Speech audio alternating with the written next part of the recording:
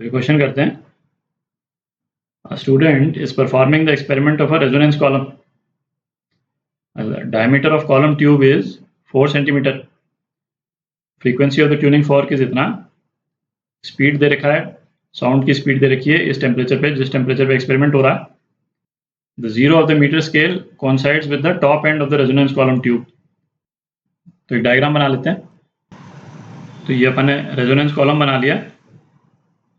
इसका डायमीटर दे रखा है, यहाँ बना लेते हैं. ये डायमीटर d, ये कितना दे रखा है, 4 सेंटीमीटर दे रखा है. ठीक है. अच्छा, ये तो आप रिकॉल करेंगे कि रेजोनेंस कॉलम के एक्सपेरिमेंट्स में डायमीटर का रेलेवेंस जो है वो केवल तब आता है जब हम एंड करेक्शन जो है वो उसका ध्यान रखें. जब हम एंड करेक्शन अकाउंट में लेंगे तो एंड करेक्शन जो है वो क्या होता था, ई जो है वो 0.6 रेडियस ऑफ कॉलम है, इसके बराबर होता था. तो इस केस में हम क्या बोलते थे कि जैसे यदि डिस्प्लेसमेंट एंटीनोड जो है वो इस कॉलम के बिल्कुल टॉप पे बनने की बजाय उससे थोड़ा सा ऊपर बनता है. ठीक है, मतलब यहाँ पे बनेगा. और यदि मैं डिस्प्लेसमेंट नोड और एंटीनोड बनाऊं तो उसका शेप जो है वो किस तरह का बनेगा. ये फंडामेंटल फ्रीक्वेंसी पे डिस्प्लेसमेंट नोड जो है वो बॉटम पे बनेगा और एंटीनोड जो है वो यहाँ बनेगा. ठीक है. और ये जो पोर्शन है, ये पोर्शन इसके एंड के जितना बाहर जो है एक्चुअल एंटीनोड बनता है उसको हम क्या बोलते हैं, एंड करेक्शन बोलते हैं. And correction. ठीक है. और यदि कॉलम की लेंथ यदि L है तो इस वाले केस में ये जो λ/4 है वो L होने की जगह L+E हो जाता है. λ/4 जो है वो क्या हो जाता है, L+E हो जाता है. ठीक है. बस इतना डिफरेंस होता है, बाकी सब कैलकुलेशन तो सेम ही रहते हैं. तो यहाँ पे हमको डायमीटर दिया है, इसका मतलब ही ये है कि है ना, एग्जामिनर ये चाहता है कि हम एंड करेक्शन का ध्यान रखें. अच्छा, तो अपने से क्या पूछा है, when the first resonance occurs, जिसका अपन ने डायग्राम बनाया, the reading of the water level in the column.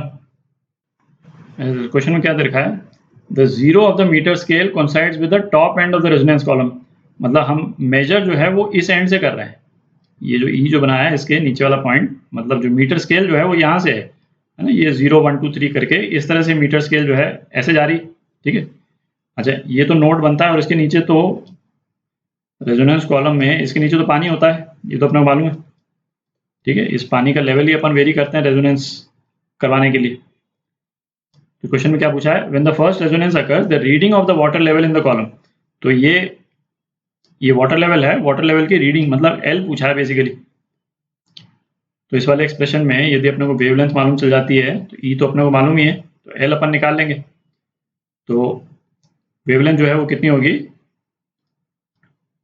Sound की स्पीड दे ही रखी है 336 अपॉन फ्रीक्वेंसी भी दे रखी है 512 है ना, सीधा वैल्यूज ही डाल दी. बेसिकली V अपॉन न्यू है ये. तो ये कितना हो जाएगा, तो ये हो जाता है 65.6 सेंटीमीटर हो जाता है. ठीक है. तो इसको ये जो फर्स्ट इक्वेशन है इसमें डाल देते हैं. तो क्या हो जाएगा, 65.6 upon 4 is equal to L+E. E जो है वो कितना है, यहाँ निकाल लेते हैं. E 0.6 इंटू रेडियस है ना, डायमीटर नहीं है ये, रेडियस. तो रेडियस कितना है, 2 है, तो ये 1.2 सेंटीमीटर. ये L+1.2 सेंटीमीटर. ठीक है. तो इसको यदि हम सॉल्व करते हैं तो L की क्या वैल्यू आ जाती है, 15.2 सेंटीमीटर आ जाती है. ठीक है. तो ये आपका आंसर.